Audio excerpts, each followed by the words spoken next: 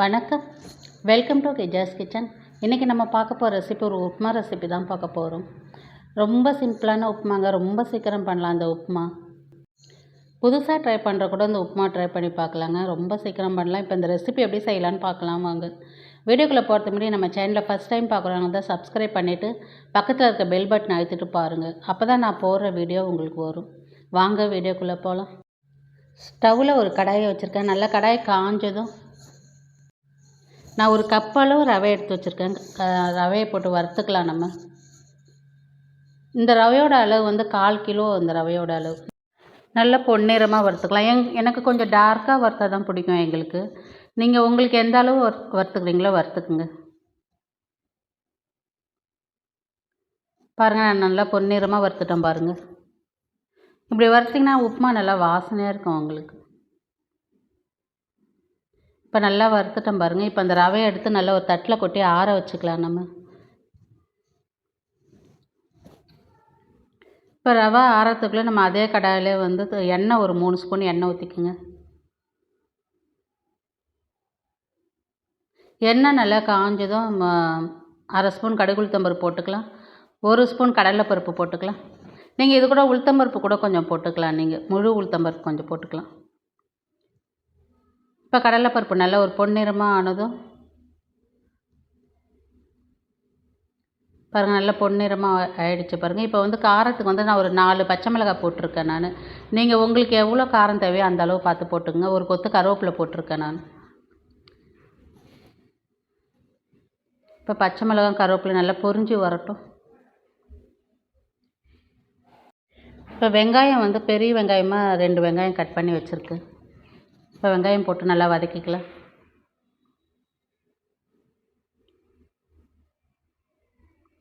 பாருங்கள், நல்லா வெங்காயம் வதங்கி வந்திருக்கு பாருங்கள்.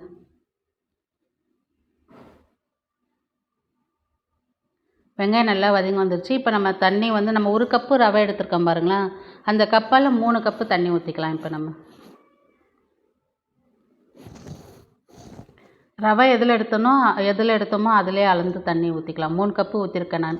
உங்களுக்கு உதிரியாக உப்புமா வேணும்னா நீங்கள் 2.5 கப்பு வச்சுக்கோங்க, போதும், உங்களுக்கு கரெக்டாக இருக்கும். இப்போ இதில் உப்பு போட்டுக்கலாம். நான் ஒரு 1.5 ஸ்பூன் கல் உப்பு போடுறேன் நான். நீங்கள் உங்கள் டேஸ்ட்டுக்கு ஏற்ற மாதிரி பார்த்து போட்டுக்கோங்க. இப்போ உப்பு போட்டு நல்லா தண்ணியில் கலந்து விட்டுக்குங்க. நீங்கள் ரவையை போட்டுட்டு உப்பு போட்டிங்கன்னா உங்களுக்கு சரி வராது. அதனால் இந்த தண்ணியிலே போட்டுடுங்க உப்பு. நீங்கள் பாருங்கள், இப்போ நல்லா கொதி வருது பாருங்களேன். நல்லா சிம்மில் வச்சுட்டு ரவையை அப்படியே கொட்டிக்கினே கிளறுங்க. நீங்கள் அப்படியே கொட்டிட்டு கலந்திங்கன்னா உருண்டை ஆகிடும், கட்டி ஆகிடும் உங்களுக்கு. அதனால் நீங்கள் இதுமாரி கொட்டினே ரவை வந்து இப்படி ஒரு தட்டில் வச்சுட்டு கொட்டினே கிளறுங்க. அப்போ தான் வந்து கரெக்டாக வரும் உங்களுக்கு.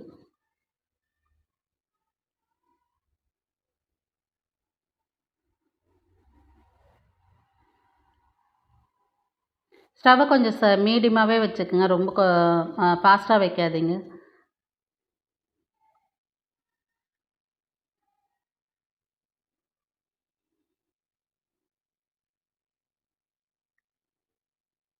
நல்லா கொதி வருது பாருங்களேன். இப்போ நல்லா கிளறி விட்டுட்டு தட்டு போட்டு மூடி வச்சுக்கலாம். ஸ்டவ்வை நல்லா சிம்மிலே இருக்கட்டும்.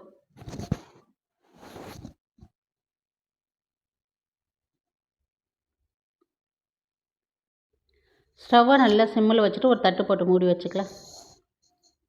ஒரு 3 நிமிஷம் வேகட்டும். நல்லா ஸ்டவ்வை சிம்மில் வச்சுருங்க, இல்லைன்னா அடி பிடிச்சிக்கும் உங்களுக்கு உப்புமா. பாருங்கள், ஒரு 3 நிமிஷம் கழித்து தட்டு திறந்து நல்லா கிளறி விடுங்க.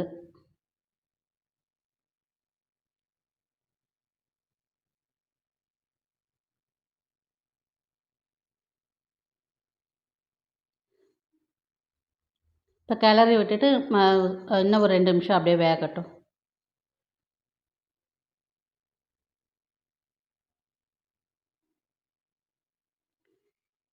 இப்போ உப்புமா நல்லா வெந்துருச்சு. உங்களுக்கு நீங்கள் வந்து இன்னும் உதிரியாக வேணா 2 டம்ளர் தண்ணி வச்சிங்கன்னா உங்களுக்கு நல்லா உதிரியாக வரணும் உப்புமா.